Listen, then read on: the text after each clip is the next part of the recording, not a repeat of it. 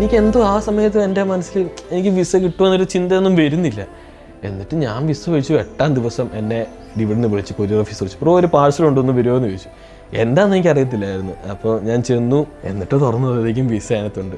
എനിക്ക് എന്നെ അറിയാം. 1 മിനിറ്റ് ഞാൻ ഇങ്ങനെ തുറന്നങ്ങനെ വെച്ചു. കാരണം ഞാൻ ഒറ്റയ്ക്കാണ് പോയി എടുത്തത്. എനിക്കറിയാമായിരുന്നു ഞാൻ കുറച്ച് ഇമോഷണൽ ആവും.